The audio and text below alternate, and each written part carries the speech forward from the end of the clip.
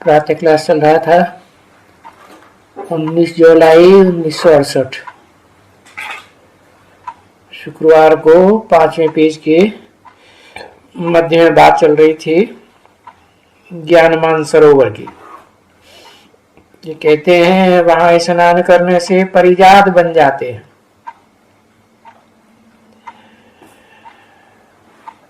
अब ये सब बातें भक्ति मार्ग की हैं, अंधश्रद्धा की, जिनका अर्थ बाप बैठ करके समझाते हैं।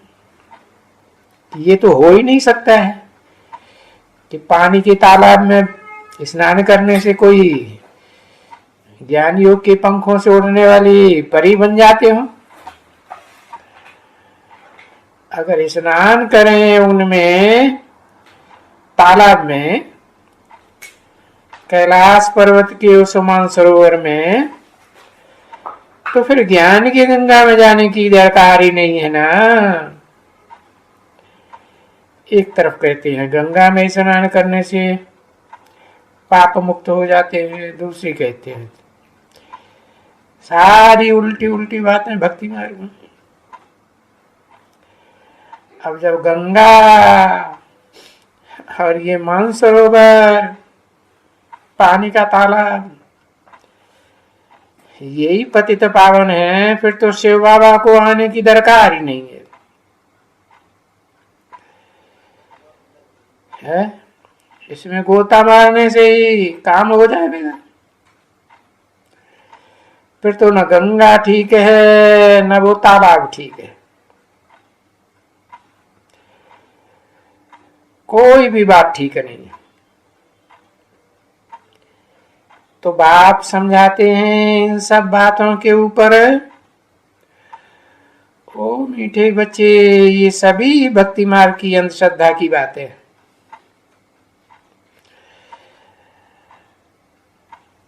अभी क्या कथा सुनने जाते हैं अमरनाथ की, पहाड़ पर।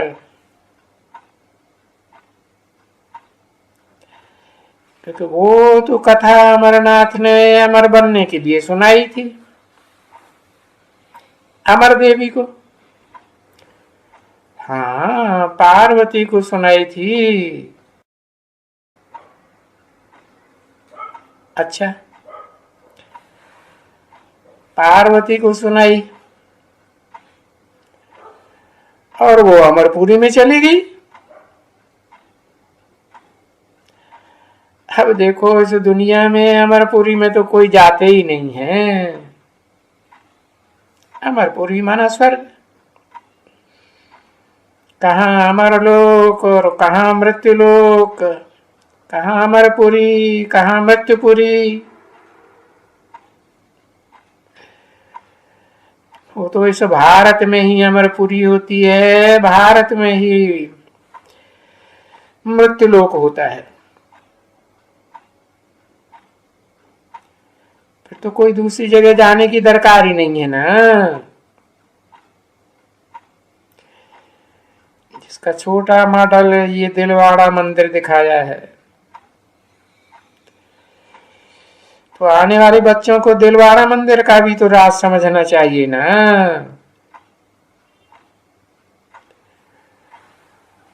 और फिर गुरु शिखर, तो वहां भी यही चित्र है, कोई दूसरा तो नहीं है। वहां भी शिव का ही चित्र है। और वो गुरु शिखर में ऊंचे ते ऊंचा है, ऊंचे ते ऊंची आत्मा शिखर अर्थात चोटी पर रहती है। चलो, ब्राह्मण की चोटी पर रहती हो। कहा जाता है ब्राह्मण चोटी, चोटी का ब्राह्मण। जिसकी यादगार में ब्राह्मणों को चोटी दिखाई जाती है। बाकी कोई पहाड़ों पर तो नहीं बैठे रहते हैं ना, शिखर कहते हैं। क्योंकि बाप बहुत ऊंची चोटी पर रहते हैं, ब्राह्मणों को चोटी दिखाते हैं ना, तो हैरा वेरा नायक सुख हैरा ब्राह्मणों की चोटी में नहीं निवास करते हैं। नहीं, तुम जानते हो, तो वो है चोटी का ब्राह्मण, ऊंचे ते ऊंचा ब्राह्मण। वहां बाप निवास करते हैं। और हम आत्माएं भी कहाँ निवास करती हैं? हम रुद्रमाला के मण के जो आत्माएं हैं वो भी वहीं निवास करते हैं। तो या तो है ये पृथ्वी, या तो है ऊपर ऊंची स्टेज में आत्मिक स्थिति में रहने वाले देवताएं। परंतु ये सूक्ष्म वतन की तो कुछ बात ही नहीं है ना। वो तो सप्त मात्र है, जैसे साक्षात्कार मात्र है।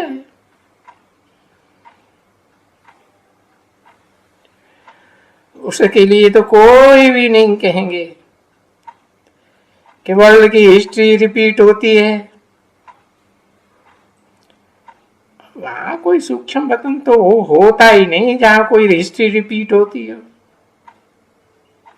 नहीं, अरे वर्ल्ड जिसको कहा जाता है वहां की बात है, हिस्ट्री रिपीट्स इटसेल्फ। तो न सूक्ष्म वतन के लिए कहेंगे हिस्ट्री रिपीट, न मूल वतन के लिए कहेंगे हिस्ट्री रिपीट।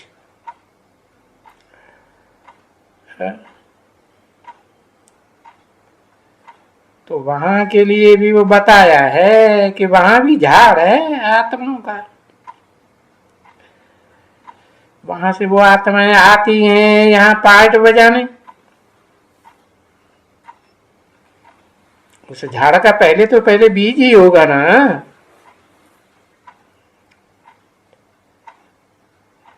तो ये वर्ल्ड की हिस्ट्री में नंबरवार पार्ट बजाने के लिए आते हैं, पुनर्जन्म लेते जाते हैं, चक्कर खाते जाते हैं। तो इस वर्ल्ड के लिए ही कहा जाएगा ना कि वर्ल्ड की हिस्ट्री ज्योग्राफी रिपीट होती है। तो जो मनुष्य आजकल वर्ल्ड में हैं, चिल्लाते रहते हैं पीस चाहिए पीस चाहिए, पीस कॉन्फ्रेंस करते रहते हैं ऑल वर्ल्ड में जगह जगह। ये इनको तो मालूम ही नहीं है कि हमारी जो आत्माएं हैं जहां हम रहते हैं वहां तो पीस ही पीस है आत्माओं के लोक में। अंग्रेजी में कहा जाता है सोल वर्ल्ड, आत्माओं का धाम है। वहां शरीर नहीं होते हैं, शरीर तो विनाशी, आत्मा अविनाशी। तो हम अविनाशी आत्मा का धर्म ही है शांत। और ये शांति कोई जंगल में नहीं मिल सकती है। चारों युगों में से कौन सी दुनिया जंगल है? कहेंगे कलयुग की दुनिया जंगल है, कांटों का जंगल। तो देखो, इस कांटों के जंगल में, दुखदाइयों के जंगल में किसको कोई बाप जाके ज्ञान देगा क्या? कोई धर्म पिताएं जाकर के ज्ञान देंगे? लौकिक बाप ज्ञान देंगे? ये धर्म पिताएं ज्ञान देंगे? नहीं, ये तुम बच्चे हैं। तुम बच्चे जानते हो कि हमको पीस भी मिलती है, सुख भी मिलता है, और कोई एक को नहीं मिलता है, सबको इस सृष्टि रूपी रंगमंच पर जितने भी मनुष्य रूप में पाठधारी है सबको मिलता है क्या? सुख और शांति। भले एक जन्म के लिए मिलता है। समझे? बाप ने कहा है ना बच्ची। किसने बोला? ब्रह्मा बाबा ने बोला, क्योंकि ब्रह्मा बाबा को तो बच्ची बच्ची ज्यादा दिखाई पड़ती है। बच्चे जो भी आते हैं पहले शांति धाम में जाकर के निवास करते हैं, और थोड़े नहीं, वहां बहुत ही निवास करते हैं। कौन सी शांति धाम की बात की है? खास स्पेशल शांति धाम या सामान्य आत्माओं का धाम है? अच्छा, वहां बहुत आत्माएं निवास करती है? अरे बहुत आत्माएं सामान्य धाम में निवास करती है, उसे भी कहा जाता है परम धाम। लेकिन उनकी जो बीज रूप आत्मा है, बाप के रूप में पार्ट बजाने वाली षष्ठी रूपी रंगमंच पर है, वो तो उनके भी बाप है। वो तो उनका जो घर है वो तो उनका भी बाप है। बाप बताते हैं ना, वो तुम्हारा बाप भी है, टीचर भी है, सदगुरु भी है। तो बहुत कहते हैं, कई तुमको ऐसे कहेंगे। इससे तो फिर हम ही ज्ञान तमाम थोड़ा ज्ञान ले रहे या नहीं ले रहे, जो पिछाड़ी में हम आवे। थोड़ा लेंगे तो पिछाड़ी में आवेंगे, पूरा ज्ञान लेंगे तो अगाड़ी में आवेंगे। अगाड़ी में इस सृष्टि में ज्यादा सुख होता है या पिछाड़ी में ज्यादा सुख होता है? इस सृष्टि में पीछे आएंगे तो ज्यादा सुख होगा या आगे पहले आएंगे तो ज्यादा सुख होगा? पहले आएंगे। ऐसे नहीं कि सतयुग के आधे 16 कला संपूर्ण सतयुग में आ जाएंगे तो ज्यादा सुख होगा। नहीं, सतयुग से भी श्रेष्ठ युग है पुरुषोत्तम संगम युग। तो हम पिछाड़ी में क्यों आ गए? तो हम इतना दिन तो मुक्ति धाम में रहेंगे ना, है? पिछाड़ी में आवेंगे तो फिर लंबे समय तक मुक्ति धाम में रहना पड़े, तो फिर सुख कम भोगेंगे या ज्यादा भोगेंगे? कम भोगेंगे।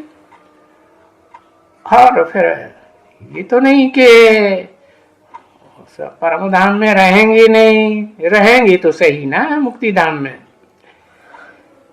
पीछे आएंगे तो जरूर ना, आना तो पड़ेगा। तो वो यहाँ आएंगे, बाबा ने समझाया हुआ है कि जो अंत में, एकदम अंत में आएंगे षष्ठी रूपी रंगमंच पर, वो एक जन्म लेंगे। अब एक जन्म में क्या सुख भोगेंगे? है? सुख शांति ज्यादा भोगेंगे कि वो अशांति की दुनिया होगी? है? लास्ट जन्म में अशांति की दुनिया होगी। तो वो यहाँ आएंगे, बाबा ने समझाया है, एक जन्म तो कोई चीज ही नहीं। जैसे एक जन्म वाले ये होते हैं ना बच्चे, है कौन? ये प्राणी, पशु पक्षी, मच्छर है, वो तो जैसे मच्छर हो गए है। जैसे रात में पतंगे दीपावली पर ढेर के ढेर आते हैं और सवेरे को मर जाते हैं। आया वो मच्छर देखते हो ना, वो सुख देखते हैं इस दुनिया में, लंबा सुख देखते हैं। बहुत बत्तियों को उड़ाए करके उड़ते हैं, बड़ी शोभा देते हैं। सुबह को उठो तो ढेर के ढेर मरे पड़े एकदम। तुमने कभी दीपमाला में देखा है? ये मच्छर जब ढेर के ढेर निकलते हैं हरे पिस्ते के मुआफिक, तो उनका क्या होता है? जन्म लेते हैं और इधर उधर फिरते हैं, खुश होते हैं, बहुत ही बत्ती के ऊपर खुश होते हैं। और सुबह को देखो है सोझप, सोजरा होते ही वो मरे पड़े। कौन सा सोजरा है? सतयुग रूपी सोजरा होते ही सब, सोजरा होने से पहले ही खलास है ना। अभी तो वो ऐसा जन्म तो होते हैं ना, यानी जड़ पक्षियों का, चींटियों का, चींटों का, जानवरों का, पोपटों का।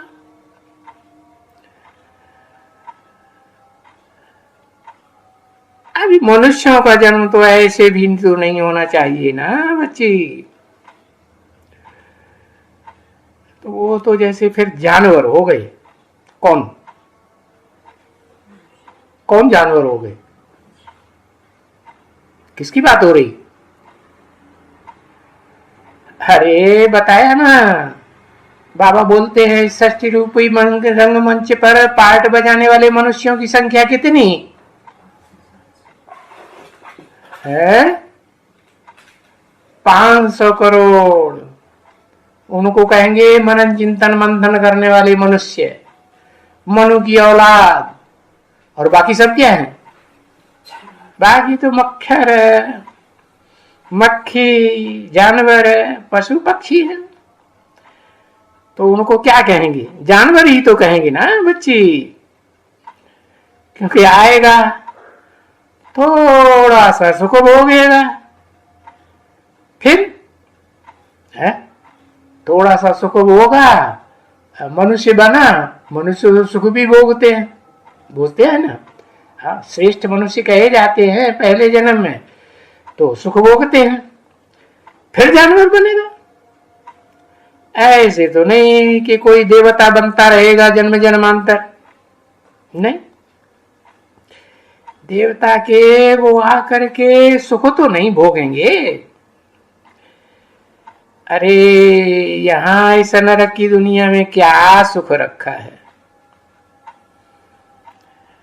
अभी इस नरक की दुनिया में कोई आएंगे वहां आत्मलोक से, कोई आत्माएं आएंगी तो तुम जानते हो वो क्या सुख भोगेंगी। कहेंगे कितना सुख भोगेंगी?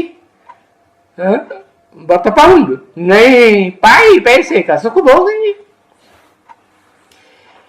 फिर भी अगर मक्खी भी कोई होगी तो बड़ी मक्खी होगी। अच्छे भी घर में कोई पैदा होगा तो कहेंगे अच्छा चरित्र, थोड़ा अच्छा हो जाएगा, फिर आखिरी में क्या रिजल्ट होगा? फिर खराब हो जाएगा। अरे खराब होने में उनको देरी थोड़ी ही लगती है। जैसे वो मच्छर है ना, अभी वो तो एक जन्म बाकी वहां रहे, वो तो कोई काम का नहीं है। जैसे एक जन्म तो उनका कोई पार्ट ही नहीं है। और उनकी संख्या कितनी होगी है? देवताओं में से संख्या होगी, मनुष्य ऋषि मुनियों में से संख्या होगी, मनुष्यों में से संख्या होगी, राक्षसों में से संख्या होगी, ये कीड़े मकोड़ों जैसी संख्या होगी है? अरे वही मक्खी मच्छरों की जैसे। तो अभी वो एक जन्म बाकी रहे वहां सुख में, कहेंगे वो तो नक्कामा जन्म है। एक जन्म से क्या होता है? और वो भी थोड़े समय का। जैसे उनका पार्ट ही नहीं है इस षष्ठी रूपी रंगमंच पर सुख का। जैसे नाटक होता है ना, तो पिछाड़ी में कोई छोटे मोटे पार्टधारी होते हैं ना, तो नाटक के अंत में फिर बाद में निकल करके आते हैं, पर्दे के पीछे से निकल के आते हैं ना। तो यहाँ वो जो सर्कस होते हैं ना, तो देखो पार्ट तो बहुत बज रहा है, फिर टप्पर उतारने का, सफाई करने का, फिर उनको पार्ट मिलता है। और क्या पार्ट मिलेगा है? उनको कोई ऊंचा पार्ट मिलेगा है? इंजीनियर का पार्ट मिलेगा है? मिस्त्री का पार्ट मिलेगा, या तोड़ने वाले का? तंबू तोड़ा उठाओ, खत्म करो। ऐसे तुमको तो, अरे तुम्हारा तो पार्ट तो बहुत ऊंचा है ना। जो बाप बैठ करके समझाते हैं, जो ऊंचे तो ऊंचा पार्ट तुम्हारा बच्चों का है, कौन से बाप बैठ करके समझाते हैं है? तुम बच्चों को, शिव बाप समझाते हैं, बच्चों को, ढेर के ढेर बच्चों को समझाते हैं, और वो समझते हैं है? हाँ, बताया। वो पार्ट बाप बैठ समझाते हैं, मनुष्य सृष्टि का जो बाप है वो बच्चों को फिर समझाते हैं। मीठे बच्चों, तुम्हारा इस ड्रामा में बहुत उत्तम पार्ट है? तुम्हारे जितना सुख और तो इस सृष्टि रूपी रंगमंच पर कोई भी नहीं देख सकता है। कोई भी माने है? कोई भी माने क्या? कोई देवताएं भी नहीं भोग सकते है? अरे हाँ, देवताएं भी नहीं भोग सकते, क्योंकि देवताओं को सबको महादेव थोड़े कहा जाता है। तुमको तो क्या टाइटल मिला हुआ है? महादेव का टाइटल मिला हुआ है। तो सो फिर बाप कहते हैं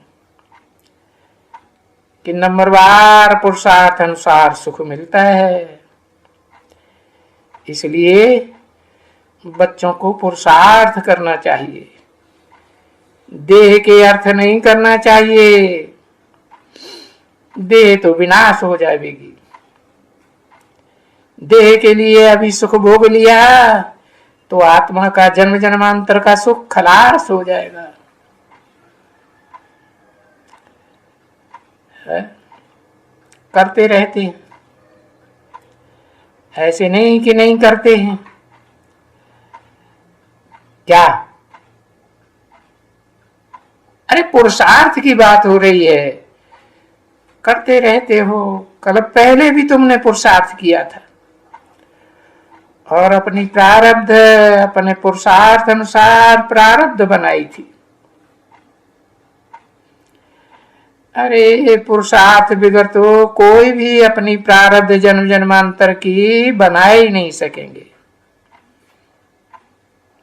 ओम शांति।